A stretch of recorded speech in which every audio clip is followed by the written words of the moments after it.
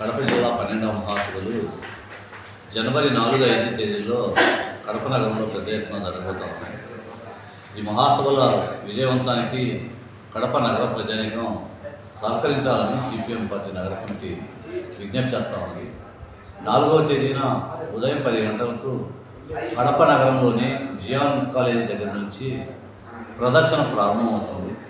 ఈ ప్రదర్శన courted circle నుంచి సంధ్యా సర్కిల్, రైతు బజార్ మీదుగా ఐటీ కూడెల్లో సభ జరిపే ప్రాంతానికి చేరుకుంటుంది. ఈ ప్రదర్శన అనంతరం అక్కడ బహిరంగ సభ జరుగుతుంది. ఈ బహిరంగ సభకి ముఖ్య అతిథులుగా సిపిఎం పార్టీ కేంద్ర కమిటీ సభ్యులు ఎంఏ గఫూర్ గారు, పార్టీ రాష్ట్ర కార్యదర్శి వర్గ సభ్యులు ప్రభాకర్ రెడ్డి గారు హాజరవుతారు. వీరితో పాటు పార్టీ జిల్లా కార్యదర్శి తదితర నేతలంతా ఈ బహిరంగ సభలో పాల్గొంటారు. ఈ బహిరంగ సభకి జిల్లా వ్యాప్తంగా వివిధ ప్రాంతాల నుంచి పెద్ద ఎత్తున ప్రజానీకం పాల్గొంటూ ఉన్నారు.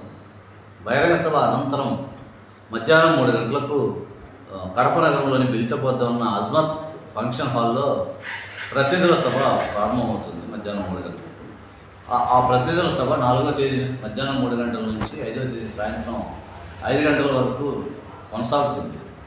ఈ మహాసభలో కడప జిల్లాలో ఉక్కు ఫ్యాక్టరీ, రైతాంగ సమస్యలు, సాగునీటి ప్రాజెక్టులు, ఉపాధి హామీ పథకం, మహిళా సమస్యలు, కార్మిక, విద్యార్థి, యువజన రంగాలకు సంబంధించినటువంటి సమస్యలు, వీటితో పాటు కడప జిల్లాలో పరిశ్రమలు నెలకొల్పడుతున్న అవకాశాలు, వీటన్నిటినీ మహాసభల్లో తీర్మానాలుగా చేసి రానున్న కాలంలో వీటి మీద కార్యాచరణ రూపొందించడానికి ప్రయత్నం చేస్తాము.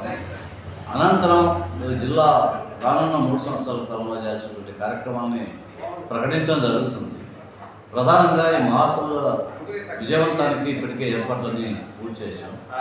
కడప నగర ప్రధాన వీధుల్లో తోరణాలు, జెండాలు, పబ్లిసిటీ క్యాంపెయిన్ చేయాలని చెప్పి నిర్ణయించాం. వీటితో పాటు ప్రతినిధుల సంఖ్య 160 మంది ఈ మహాసభలో పాల్గొంటారు. ప్రతినిధులు సభ బాగా జరిగేటట్టుగా అవసరమైనటువంటి ప్రయత్నాలని పార్టీ నగర కమిటీ చేసింది. కాబట్టి కడప జిల్లా ప్రజానీకానికి విజ్ఞప్తి చేస్తున్నది ఏంటంటే, ఈ 2 రోజుల పాటు జరిగేటటువంటి మహాసభల్ని పెద్ద ఎత్తున విజయవంతం చేయడానికి అవసరమైనటువంటి సహకారాన్ని కొనసాగించాలని చెప్పి పార్టీ నగర కమిటీ విజ్ఞప్తి చేస్తూ ఉంది. ఈ మహాసభ సందర్భంగా పార్టీ జెండాని పార్టీ సీనియర్ నాయకులు తొలడి వెంకటాద్రి గారు ఆవిష్కరణ చేస్తారు. ఆ ఆవిష్కరణతో ప్రారంభమవుతున్న ఈ సభలని విజయవంతం చేయడానికి సహకరించాలని మేము విజ్ఞప్తి చేస్తాము.